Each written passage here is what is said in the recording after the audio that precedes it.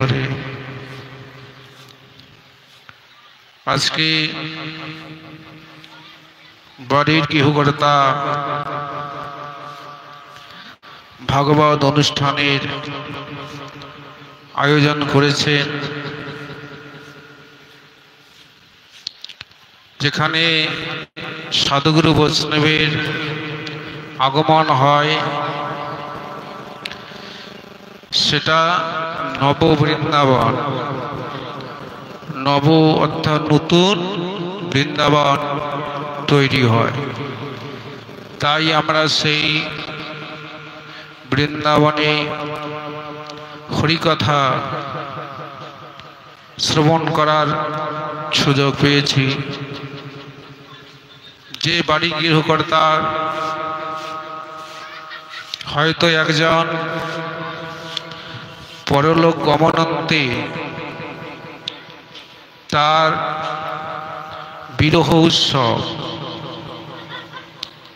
মানুষ যখন এখান থেকে এই পৃথিবী ছেড়ে চলে যায়, ওটা বিরহ বেদনা। কারণ শাস্ত্রে বলেছেন যে বংশের মধ্যে যদি একজন কৃষ্ণ ভক্ত হয়, তার 21 কুল উদ্ধার হয়ে যায়। পূর্বপুরুষগণ যদি নরকগামী হয়ে থাকে, তারা মুক্তি লাভ করে। তো এই জন্য যদি কোনো বংশে বৈষ্ণব না হয়, তাহলে তাদের কি করতে হবে? তাদেরকে শাস্ত্রে বলে দিলেন, শুদ্ধ বৈষ্ণব দিয়ে ভগবানের ভোগ লাগিয়ে সেই প্রসাদ, মহাপ্রসাদ দান করতে হবে। যিনি মারা গেছেন তার নিমিত্তে তিনি যদি মহাপাপ করেও থাকেন, এই প্রসাদ পাওয়ার সাথে সাথে তার মুক্তি অবধারিত হয়ে যাবে। নিতাই গৌর প্রেমানন্দে হরে হরে বল। এই জন্য শাস্ত্রে বলেছেন, সত্য ভক্ত চরণ রেণু ভজন অনুকূল। শুদ্ধ ভক্তের মুখে হরিকথা শুনবে, আর শুদ্ধ ভক্ত দিয়ে যে কোনো কর্ম করলে মঙ্গলজনক হবে। তাহলে সেই শুদ্ধ ভক্ত চরণ রেণু ভজন অনুকূল, যারা ভজন করে, যারা ভগবানের আরাধনা করে, তাদের কাছে হরিকথা শুনতে হবে এবং তাদের সঙ্গ করতে হবে। কারণ আমরা ভগবানকে বাঁ পাশে রেখেছি, সংসারকে ডান দিকে রেখে দিয়েছি। এই জন্য ভাগবত পাঠে বা ভগবানের সামনে তুলসী দেবী কোন দিকে থাকে? ডান দিকে। ভগবান থাকে ডান দিকে। তো এই জন্য ভগবানকে রাখবেন ডান দিকে, আর সংসারকে রাখবেন বাঁ দিকে। আর আমরা তার উল্টো করেছি, ওই সংসারকে ডান দিকে রেখে দিয়েছি আর ভগবানকে বাঁ দিকে রেখে দিয়েছি। প্রথম সকালবেলায় উঠে আমরা আগে সংসারের চিন্তা করি, সারাদিন কি খাবো, ভালো মন্দ, টাকা পয়সা কত রোজগার হবে। সকালবেলায় উঠে আমাদের অর্থের চিন্তা করি। আর পশু পাখিরা, জীবজন্তুরা সকালবেলায় উঠে কি করে? ওরা খাবার চিন্তা করে, যে আমার পেটটা কি করে ভরবে। তাহলে জীবজন্তু পাখিরা এই পেটের দায়ে সারা ঘুরছে, যে খাবার কোথায় পাবো। হরে কৃষ্ণ, রাধে রাধে। কি হইল?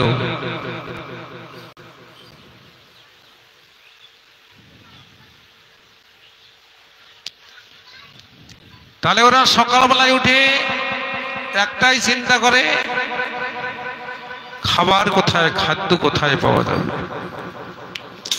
তাহলে আমরা মানুষ, আমরাও যদি ওই সকালবেলায় উঠে অর্থের চিন্তা, খাবার চিন্তা করি, তাহলে পশুতে আর মানুষের তফাৎ কি রইল? মানুষ সবার ঊর্ধ্বে। পশু পাখিরা আজকে কি খেলো, কালকে কি খাবে সেই চিন্তা করে, কালকে কোথায় খাবার মিলবে সেটা কি জানে।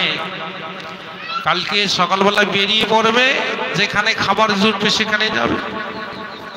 পরের দিনটা পশু পাখিরা চিন্তা করে না, কিন্তু মানুষ পরকাল চিন্তা করতে হবে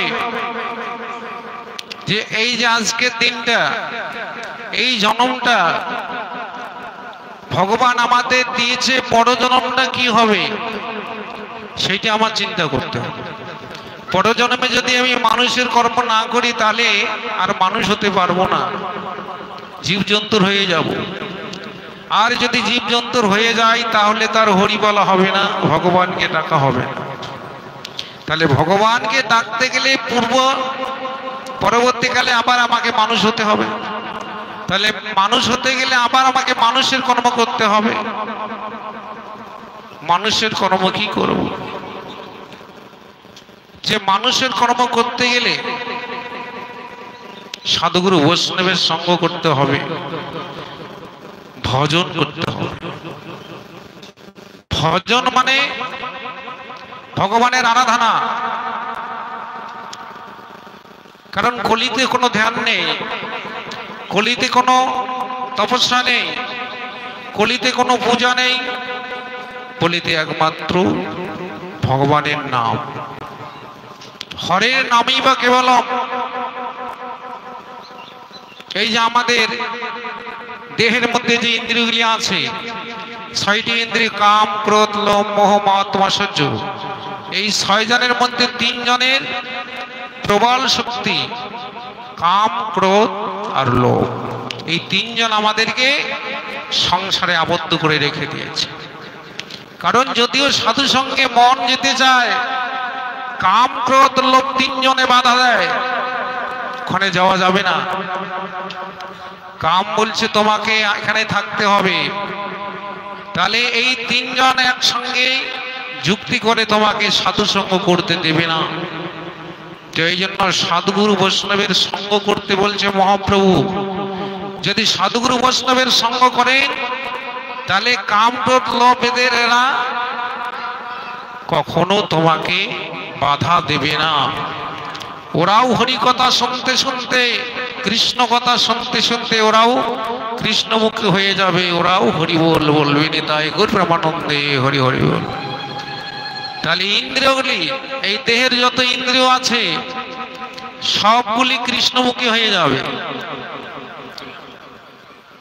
কারণ এই যে শাস্ত্রে যে বললেন, কৃষ্ণ ভুলি যেই জীব অনাদি বহির্মুখ। ভগবানকে যারা ভুলে গিয়েছে, তারা মায়ার দাস হয়ে লাথি খাচ্ছে সংসারে। এই সংসারে মায়ার লাথি খাচ্ছে, এই মহামায়া রচিত সংসার। মহামায়া তারা আধ্যাত্মিক, তাই তাপত্তারি তারে জানি মারে। কখনো দুঃখ, কখনো সুখ দিচ্ছে সংসারে। কিন্তু এই মায়ার থেকে বের হওয়া, কেউ যদি বেরিয়ে যেতে চায়, তবে সাধু সঙ্গ করতে হবে। তাহলে আমরা কার দাস হব? মহামায়া সংসারে আবদ্ধ করে রাখে, মহামায়া সংসারে বন্ধ করে রেখে ওই সংসার থেকে বেরোতে দেয় না। মহামায়াকে কালী, কালী মা আমাদের ধন দেয়, জন দেয়, টাকা পয়সা দেয়। আর যোগমায়া হচ্ছে দুর্গা। যোগমায়া আমাদের কৃষ্ণ ভক্তি দান করে, যোগমায়া আমাদের ভগবানের কাছে পৌঁছে দেয়। তা আমরা কার আরাধনা করব? কারণ আমরা এই জন্য ভগবানের কাছে যেতে পারি না। ওটে মন রুচি নহে কেন কৃষ্ণ নাম, এই নামের প্রতি আমার রুচি আসে না কেন? সাধুগুরু বৈষ্ণবের প্রতি শ্রদ্ধা ভক্তি আসে না কেন? এই যে এখানে যে আমরা এসেছি, এখানে আমি হরি কথা বলছি, মাঝখানে যদি কালো পর্দা দেওয়া যায় দেখা যাবে, কেউ কাউকে দেখতে পারবে না। তা আমাদের ভক্তি সবার আছে, কিন্তু মায়ার আবরণের পর্দা দিয়ে ঢাকা ঢেকে রেখেছে, প্রকাশ পেতে পারে না। এই জন্য সাধু সঙ্গের মহিমা, সাধুকে দর্শন করলে সাধু দর্শনে যায় মনের ময়লা, আর পরশে উঠে প্রেম তরঙ্গ। একজন অসাধু সাধুর সঙ্গ করতে করতে কিছুদিন পর বড় সাধু হয়ে যায়, কিন্তু একজন সাধুকে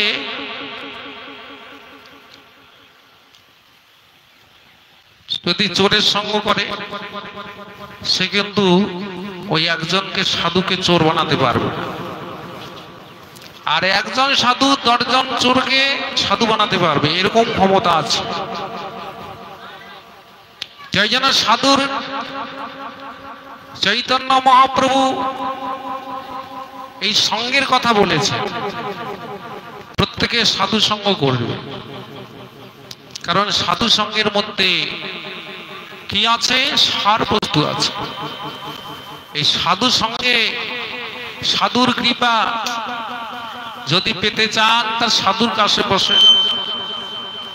তাহলে সাধুর পাশে বসলে কি পাবেন? সাধুর কৃপা পাবেন। সাধুর গরমে আপনিও গরম হবে।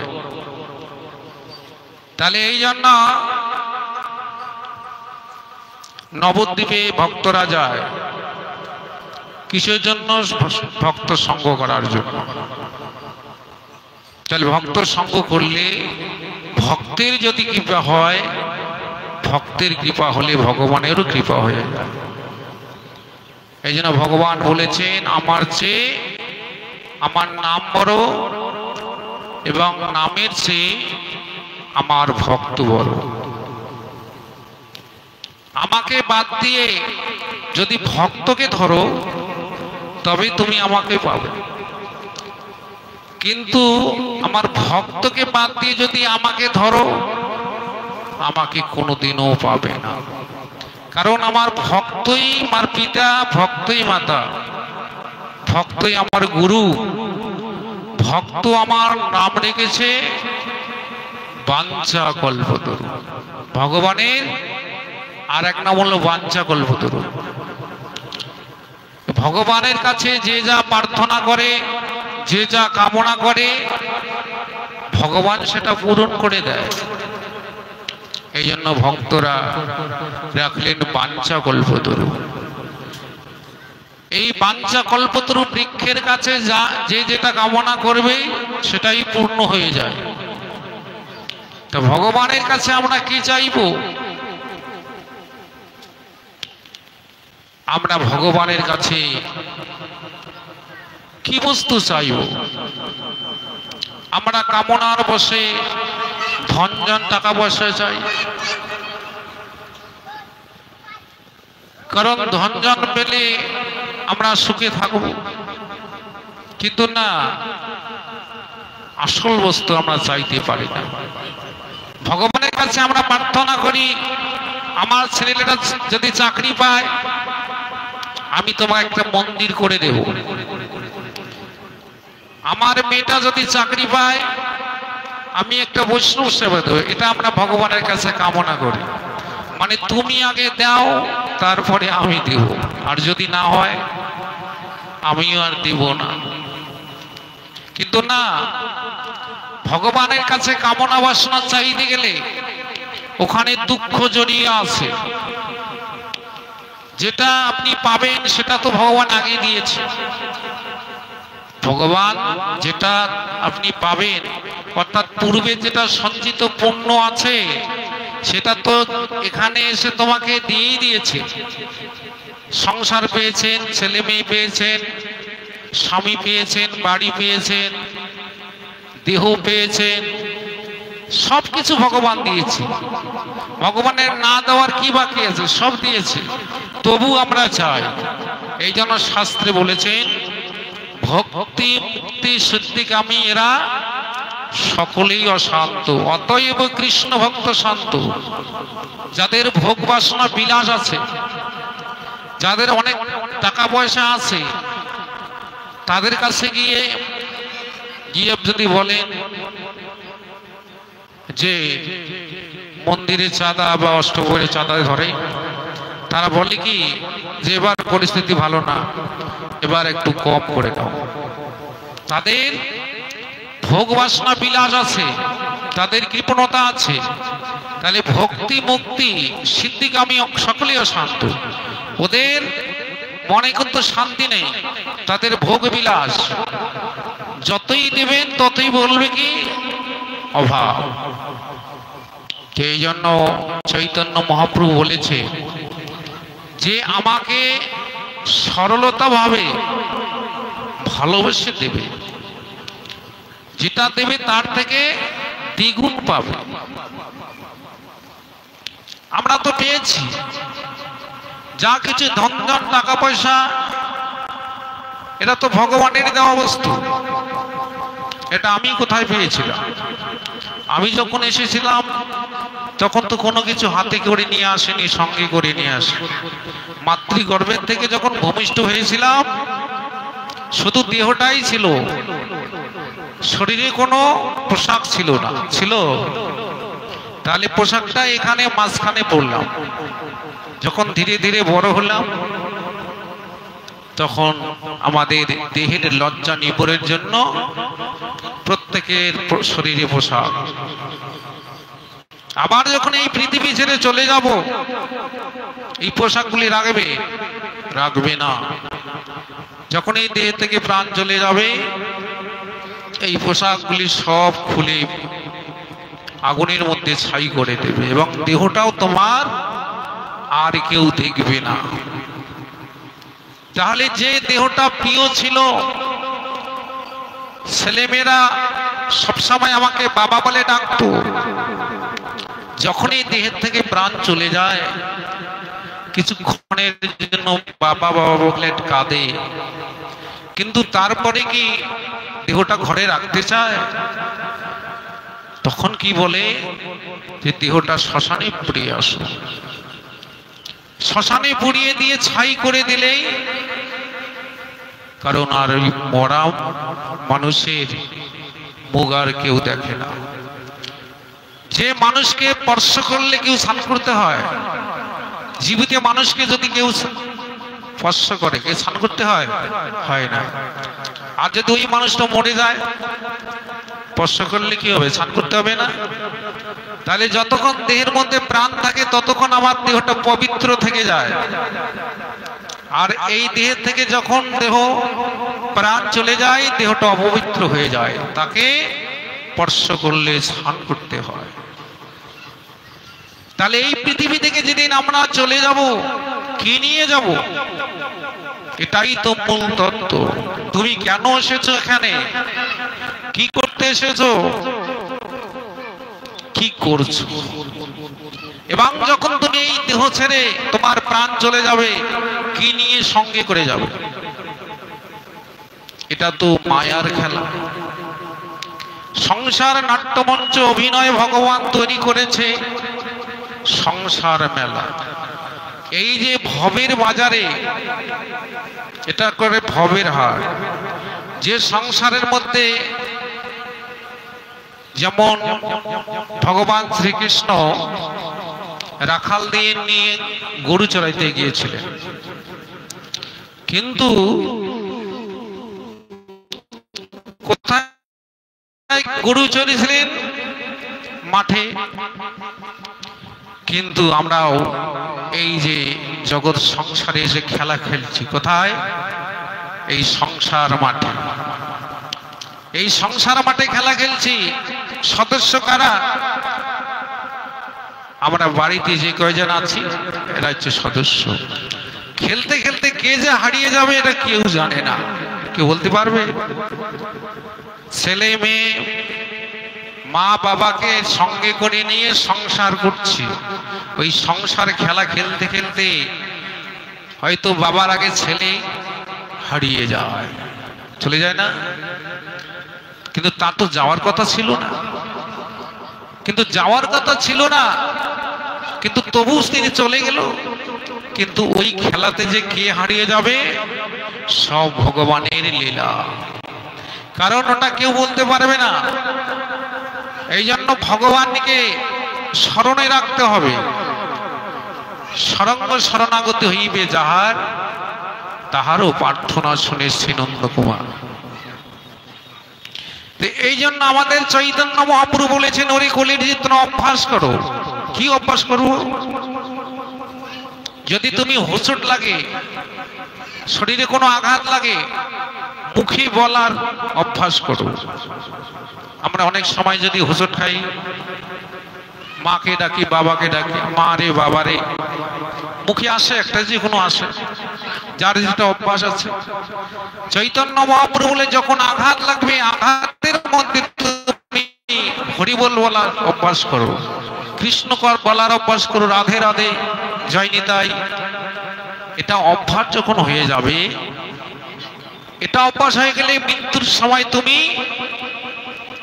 এই বদনে অবশ্যই তোমার হরিবোল আসতেই পারে। আর যদি অভ্যাস না থাকে, কোনোদিনও এই জিহ্বায় হরিবোল আসবে না। যখন মানুষ মরে যায়, যখন শ্মশানে নিয়ে যায়, হরিবোল কে বলে? যারা কাঁধে নিয়েছে তারাই বলে, বলবে হরি হরি বল। যিনি ওখানে আছে সে বলতে পারে? সে তো বলতে পারে না। তাহলে হরি বলার সময়, যখন প্রাণ ছিল তখন সময় ছিল, এখন প্রাণ বেরিয়ে গেছে, হরি বললে আর বলতে পারবে না। তা এই জন্য শাস্ত্রে বলেছেন যে সময় থাকে তোমাকে আমার আরাধনা করতে হবে। সময় ফুরিয়ে গেলে, যখন চোখ দিয়ে দেখতে পারবে না, চলতে পারবে না, তখন তো আমার কাছে যেতে পারবে না। যতক্ষণ তোমার দেহে শরীরের মধ্যে ইন্দ্রিয় সতেজ থাকবে, তুমি চলতে পারবে, কথা বলতে পারবে, হাঁটতে পারবে, ওই সময়ের মধ্যে তুমি আমার কাছে যাও, তবে তুমি কৃপা পাবে। কিন্তু আমরা ওই সময় যাই না, ওই সময় যাবার আমাদের ইচ্ছা জাগে না। এই জন্য চৈতন্য মহাপ্রভু কলিতে আসলেন রাধা কৃষ্ণ তনু, অন্তরে কৃষ্ণ বহির্গৌর। তিনি এই জগৎজীবকে টাকা পয়সা, সোনা দানা এগুলি দিতে আসেননি। তিনি দিয়েছেন নাম, প্রেম। এই নাম আর প্রেম এবং ভক্তি, এই তিনটা বস্তু কোন ভক্তের হৃদয়ে যদি থাকে, প্রেম ভক্তি, প্রেম ভক্তি যদি সঞ্চার হয়, ওটা কোনোদিন নষ্ট হবে না। ভগবানকে যারা ভালোবাসে, তার কথা শুনলেই তিনি ছুটে যায়। আর যারা ভগবানকে শত্রু মনে করে, শত্রু ভাবে তাকে দর্শন করে, হিরণ্যকশিপুরে, সে ভগবানের নাম কোনোদিন শুনতে চায় না। আর যে ভগবানের নাম শুনতে চায় না, সে কি সাধু সঙ্গে যায়? সাধু সঙ্গে গেলে ওই ভগবানের কথা শুনবে না। কিন্তু না, শাস্ত্রে বললেন তুমি ভগবানকে না মানো, ভগবানকে বিশ্বাস না করো, তাতে দুঃখ নেই, কিন্তু ভগবানের আইন তোমাকে মানতেই হবে। ভগবানের আইনকে যদি তুমি না মানো, তাহলে হিরণ্যকশিপুরের মতো বুক চিরে মরতে হবে, কংসের মতো আচার খেয়ে মরতে হবে। ভগবানের পিছনে লাগলে তোমাকে ওইভাবে মৃত্যু হবে। শিশুপালের মতো সুদর্শন চক্র দিয়ে তার মস্তক ছেদন করে দেবে। আর ভগবানকে যদি তুমি ভালোবাসো, ভগবানকে যদি ভক্তি করো, ভগবানকে যদি নয়ন জলে ডাকো, ভগবান তোমাকে আদর করে কোলে তুলে নেবে। কারণ ভগবান ভক্তকে ভালোবাসে। ভগবান তোমাদেরকে ডাকছেন, আমাদেরকে ডাকে, কিন্তু আমরাই তার কাছে যাই না। কেন যেতে পারি না? আমাদের এই তিনটা বস্তু আমাকে যেতে দেয় না। সাধুরা বলে যে এবার চলো বৃন্দাবন নবদ্বীপ গিয়ে আসি, ভ্রমণ করতে যাই, পর্যটন করতে যাই। আমরা কি বলি? এবার পরিস্থিতি ভালো না, যেতে পারবো না। আমাদের বাধা কে দেয়? এই 6টি ইন্দ্রিয়ের মধ্যে 3টা ইন্দ্র, কাম, ক্রোধ, লোভ, এই 3জন আমাদের সবসময় বাধায় থাকে। এই জন্য এদেরকে সব সময় সাধু সঙ্গের মধ্যে যুক্ত করে ওদেরকে কৃষ্ণমুখী করলে ওরা আর বাধা দিতে পারবে না, ওরাও কৃষ্ণমুখী হয়ে যাবে। তাই জন্য মানুষের মৃত্যু হলে তার পরবর্তী পরকালটা কি হবে? এটা কর্ম নিজেই জীবের জন্ম হয়। যেমন মানুষের আয়ু 100 বছর, মানুষের দেহ আছে, দেবতাদের দেহ নেই। দেবতাদের জ্যোতির্ময় দেহ। তাহলে মানুষ মরে গেলে ভূত হয়ে যায়, ওটা কর্ম নিজে ভূত হয়। কেউ যদি আত্মঘাতী হয়, বিষ খেয়ে মরে, ফাঁস টেঙে মরে, আত্মহত্যা করে, ওগুলি সব ভূত হয়ে যায়। শাস্ত্রে বলা আছে ও কখনো মুক্তি পাবে না। মুক্তির একমাত্র উপায় আছে, সে যদি 7 দিন হরিকথা শুনতে পারে পরীক্ষিত মহারাজের মতো, তাহলে প্রেতজনিত থেকে মুক্ত হবে। মুক্ত হয়েছিল ভাগবতে ধুন্ধুকারী গোকর্ণ ভাইয়ের মুখে 7 দিন ভাগবত শুনে। এই জন্য ভাগবত অমৃত কথা। এই কথা যদি ভিতরে প্রবেশ করতে পারে, কেউ গ্রহণ করে, তার অন্তরে ভক্তি সঞ্চার হবে। আমরা কাঁদি, সংসারের জন্য কাঁদি, ছেলেমেয়ের জন্য কাঁদি, দুঃখে পড়ে কাঁদি, কিন্তু ভগবানের জন্য আমরা নয়নের জল ফেলতে পারি না। ভগবানের জন্য নয়নের জল ফেললে প্রেম ধীরে ধীরে গাঢ় হবে। আর যদি সংসারের জন্য কাঁদি, নয়নের জল বাড়তেই থাকবে।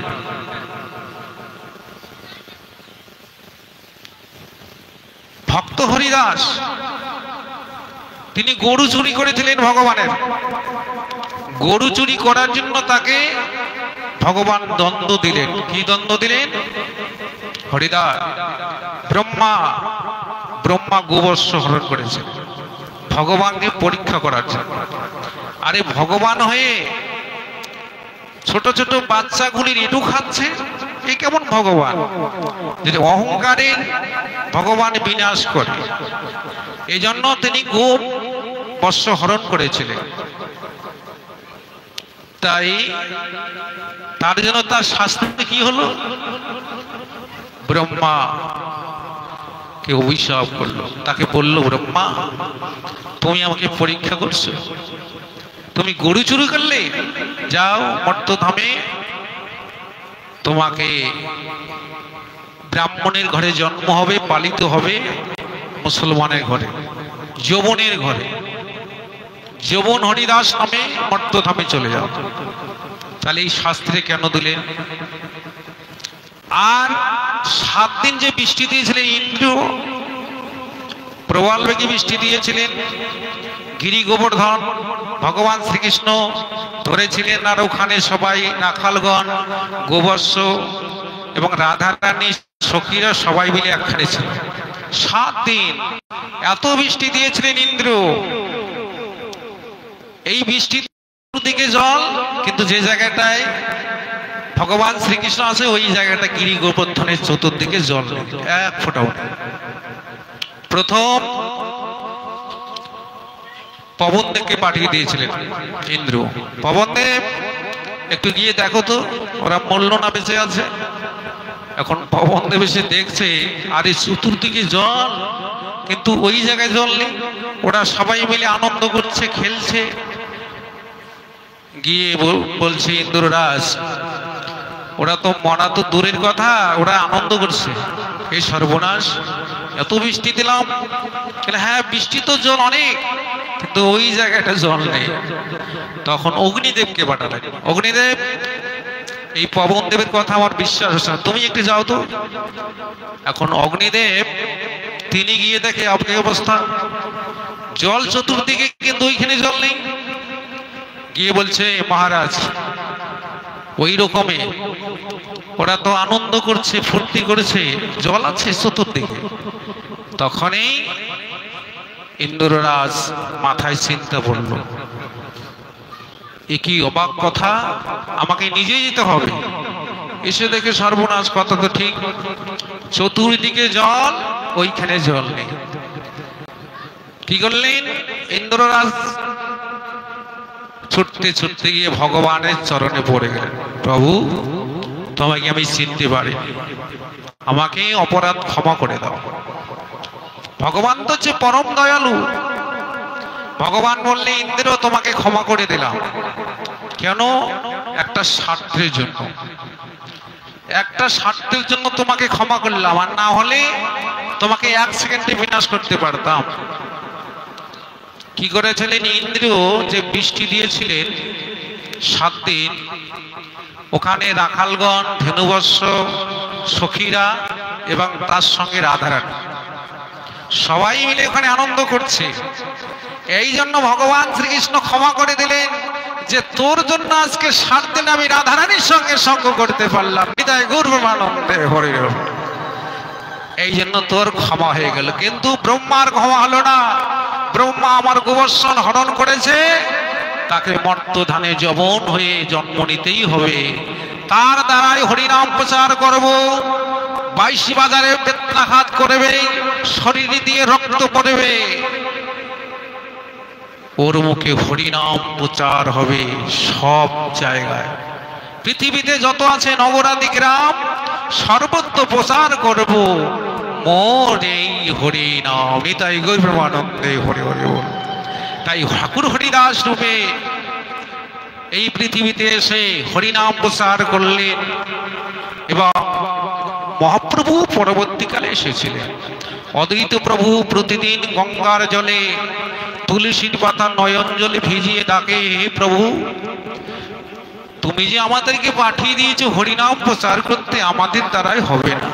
কারণ আমাদের হরিনাম কেউই শুনবে না। এই হরিনাম প্রচার করতে গেলে তোমাকে এই মর্তধামে আসতে হবে। তাই তো আসলেন প্রভু। কিন্তু হরিনাম প্রচার করার জন্য আসলেন অদ্বৈত প্রভু, নিত্যানন্দ, যমন হরিদাস। এই পঞ্চতত্ত্বের মধ্যে এই সবাই মিলে একত্র হয়ে সেই হরিনাম প্রচার করলেন। কেন? এই জগৎদীপকে উদ্ধার করার জন্য। আর শেষকালে হরিদাস তো পরম ভক্ত, আর হরিদাসকে ভগবান সবসময় লক্ষ্য করত। আর হরিদাস যখন 22 বাজারে বেত্রাঘাত করেছিল, তুমি বদনে হরিনাম বন্ধ করো, হরিদাস তোমাকে আমরা আর মারব না। যখন হরিদাস কি বলেছিলেন, খণ্ড খণ্ড হয় যদি যায় দেহ প্রাণ, তথাপি ছাড়িব না বদনে আমি হরিনাম। নিতাই গৌরানন্দে।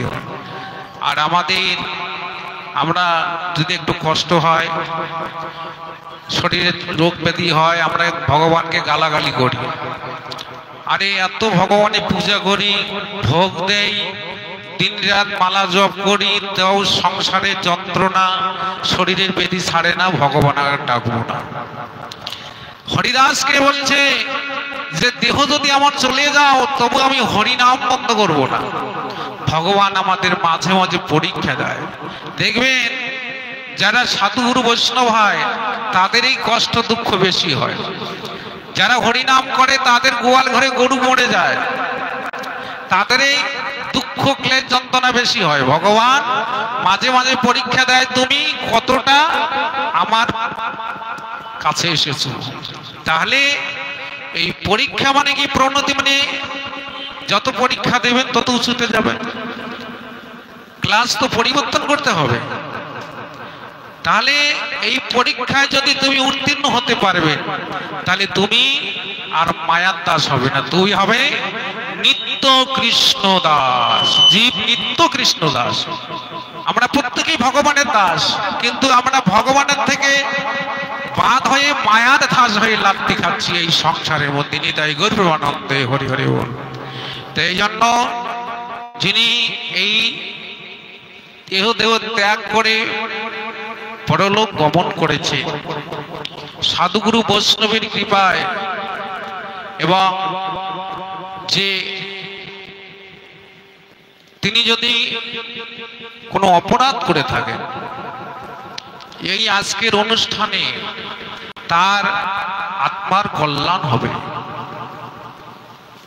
এই জীবাত্মা কোনোদিন মরে না, মৃত্যু হয় না। আমরা বলি মানুষ মরে গেল, মানুষ মরে না, দেহটা মরে যায়। যিনি আত্মা তিনি কখনো মরেন না। এই যে মন, মানুষকে বেঁধে রাখা যায়, যেমন কংস কারাগারে দৈবকী বাসুদেবকে আবদ্ধ করে রেখেছে, তার মনটাকে বেঁধে রেখেছে। মনকে বাঁধা যায়? মনটাকে কেউ বেঁধে রাখতে পারেনি, মন দিয়ে ভগবানকে ডাকছে। কিন্তু শরীরের মধ্যে হাত পাকে শিকল দিয়ে বেঁধে রেখেছে, কিন্তু মনটা তো বেঁধে রাখতে পারেনি। এই জন্য ভগবানের কাছে মনটা দিতে হবে, মন দিয়ে ভগবানকে ডাকতে হবে। একজন ওই যমুনার পাড়ে গিয়েছিলেন, একটা পরশ পাথর পেয়েছিলেন। ওই পরশ পাথরটা পেয়ে এমন সময় একজন সাধু এসে বলছে, বাবা তুমি যে এই পাথরটা পেলে এটা কি পাথর জানিস? এটা পরশমণি। এই পাথরটা যদি তুমি লোহার মধ্যে লাগিয়ে দাও লোহাটা সোনা হয়ে যাবে। তা এই যে তুমি পাথরটা পেলে 12 বছর তোমার কাছে এই পাথরটার পাওয়ার থাকবে।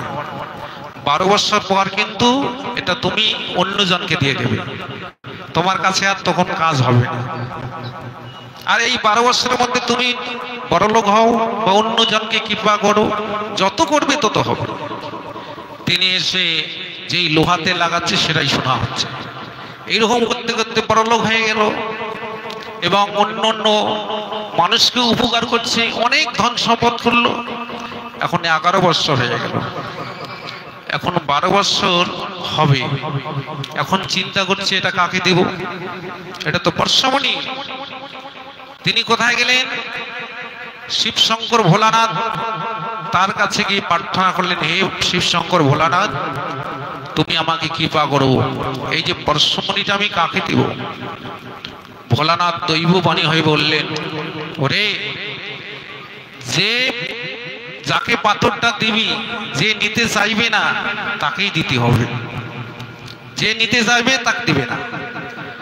এখন ওখানে বৃন্দাবনে সন্ন্যাসী তো অনেক আছে, বলছে সন্ন্যাসীদেরকে বলছে যে আমি একটা তোমাকে পরশমণি পাথর দিতে চাই, আমি তোমাকে গুরু করব। সবাই বলছে হ্যাঁ হ্যাঁ আমি শিষ্য করবো, আমি পরশমণি পাথর দিলে। এখন সবাই নিতে চায়, আর ভোলানাথ বলে দিয়েছে যে নিতে চাইবে না তাকেই দিবি, আর যে নিতে চাইবে তাকে দিবি না। এখন সবাই যে নিতে চাই দিবে কাকে? এখন সেই নিধুবনে হরিদাস বাবাজি ওখানে ভজন কুটির আছে, ভজন করে। তিনি সেই কুটিরে গেলেন। সেই কুটিরে গিয়ে হরিদাস বাবাজিকে প্রণাম করলেন। প্রণাম করে বলছে, বাবাজি প্রভু, আমি তোমাকে গুরু করতে চাই। তা বলছে, হ্যাঁ আমি তো শিষ্য করি না। আচ্ছা ঠিক আছে, তুমি যখন শিষ্য হতে চাও আমি তোমাকে শিষ্য করব। তখন বলছে, তোমাকে আমি গুরু করব, তোমাকে আমি পরশমণি একটা পাথর দান করব। হরিদাস বাবাজি বললেন, ওই পাথরটা যমুনায় ফেলে দিয়ে আসো, ওই পরশমণি পাথরটা যমুনায় ফেলে দিয়ে আসো, তারপরে আমার কাছে দীক্ষা নাও। তখন সে বলছে, ওই যে ভোলানাথ বলেছিল, যে নিতে চাইবে না তাকেই তুই গুরু করবি, তাকেই পরশমণি পাথর দিবি। তাহলে এই স্বামীজি একেই গুরু করতে হবে। তার কথায় যমুনায় গিয়ে পাথরটা ফেলতেও চায়, আবার চায় না, বলে এত দামি পাথর যমুনায় ফেলে দিব না, গুরুদেব যখন বলেছে ফেলতেই হবে। তিনি পাথরটা যমুনায় ফেলে দিলেন। ফেলে দিয়ে এসে গুরুদেবের চরণে প্রণাম করলেন। গুরুদেব, ফেলে দিয়েছি। ফেলে দিয়েছিস? ঠিক আছে, তোমাকে আমি শিষ্য করলাম, তুমি এই যে আহ্নিক করবে, ধ্যান নাম করবে। এবার তিনি যখন আহ্নিকে বসেছে, এবার তার আহ্নিক না আসে, ভগবানের নাম না আসে, এই পরশমণি পাথর আসছে। এই পরশমণির ভাবনাটা তার এসে গেছে, এই পাথরটা ফেলিয়ে দিলাম, এত দামি পাথর, আরো যদি আমার কাছে থাকতো আরো কিছুদিন কাজে লাগতো। তার আর নাম আসে না, শুধু এটাই ভাবনা আসছে। গুরুদেব অন্তর্যামী জানতে পেরেছে। হরিদাস স্বামীজি বললেন, ওরে তোর ভগবানের নাম আর আসতেছে না, পরশমণি পাথর আসতেছে। ঠিক আছে বাবা, এক কাজ কর, ওই যমুনার পারে এক মুঠি বালু নিয়ে আয়। এবার গুরুদেবের চরণে প্রণাম করে যমুনার পারে গেলেন। গিয়ে যমুনার থেকে এক মুষ্টি বালু নিয়ে গুরুদেবের কাছে আসলেন। এসে গুরুদেবের হাতে দিলেন। আর সেই বালুতে কত যত বালু দিয়েছে সব পরশমণি পাথর তৈরি হয়ে গেল। তখন শিষ্যকে বলছে, এই তোর একটা পরশমণি পাথরের জন্য তুই চিন্তা করছিস যে পাথরটা আমি ফেলে দিলাম, দামি পাথর। এই দেখ, তুই বালুগুলি এনে দিলি, এই বালুর মধ্যে কত পরশমণি পাথর আছে দেখ, লুকিয়ে আছে। কিন্তু ওই শিষ্য দেখে অবাক হয়ে গেল, আমি একটা পরশমণি পাথরের জন্য আমার আহ্নিকে আর ভগবানের নাম আসে না, এই পাথরটাই আসে। আর গুরুদেব এক মুষ্টি বালু দিয়ে এতগুলি পরশমণি পাথর তৈরি করলো। তখন বলছে, হ্যাঁ, এই বালুর মধ্যে পরশমণি পাথর আছে, সেটা খুঁজে নিতে হবে। তাই সংসারের মধ্যে, এই সংসার বালুচরের মধ্যে পরশমণি আছে, সেটা খুঁজে নিতে হবে।